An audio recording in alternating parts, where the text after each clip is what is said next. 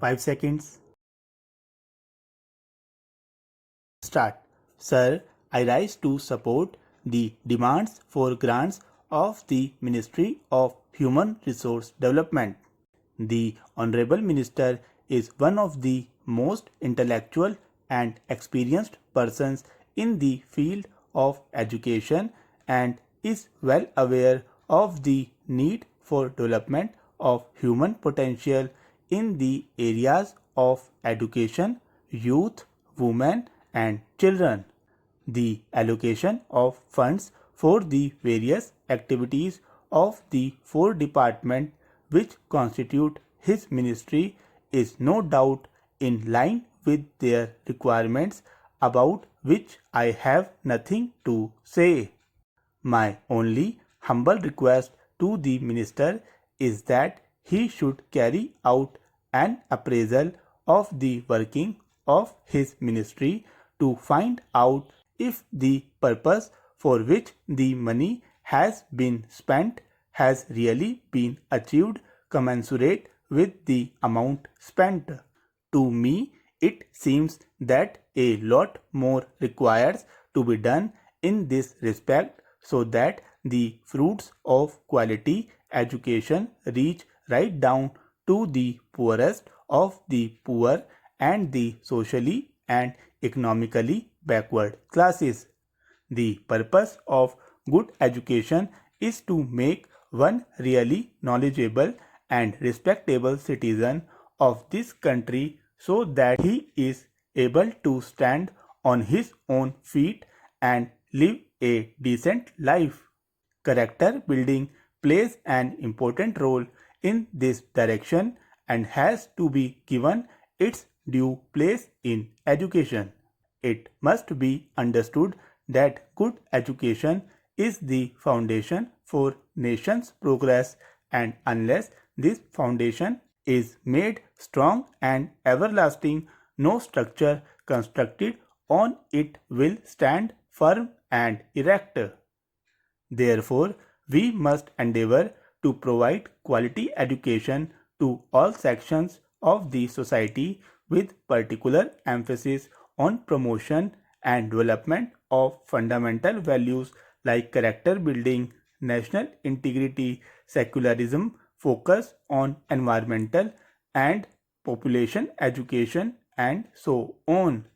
It is all the more important that the socially and economically backward classes who form the bulk of our population are drawn into the mainstream of educational activities so that they also contribute their mite to the nation's prosperity. Unfortunately, this point seems to have escaped the attention in this year's budget, although there was a mention of it in the last year's budget. The Honorable Minister himself is dedicated to the cause of education, and there is hardly anything more that I can tell him. Nevertheless, I feel that a time has come for us to act, and if we miss this opportunity, we may repent for a long time to come.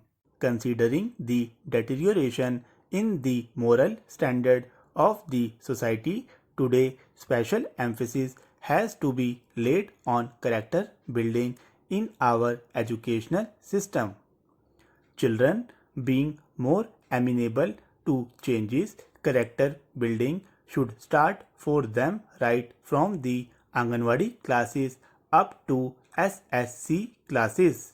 If children are constantly told about what is good for the country and also what is good for them, it will have a great impact on them. The help of Anganwadi workers who do not have work in the evening can be taken to coach children of first and second standards by telling them stories of great people and their work. This could be supplemented by giving them books depicting the lives of great men and their noble deeds for reading at home, on which questions can be asked next day during coaching.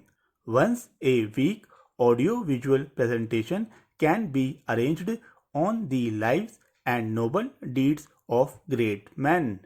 I am sure this will have the desired effect much more faster. With all the money that is spent on education, who are the people who really get the benefits? If we ponder over this aspect, we will find that it is the affluent few and those where both husband and wife are working who are able to reap the benefits because they have all the money with them to get whatever they want.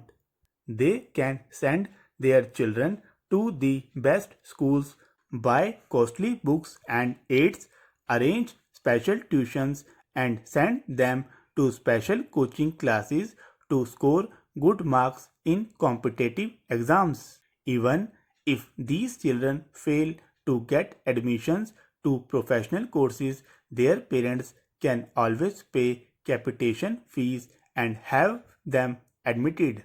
But what happens to SC, ST, and other economically and socially backward students?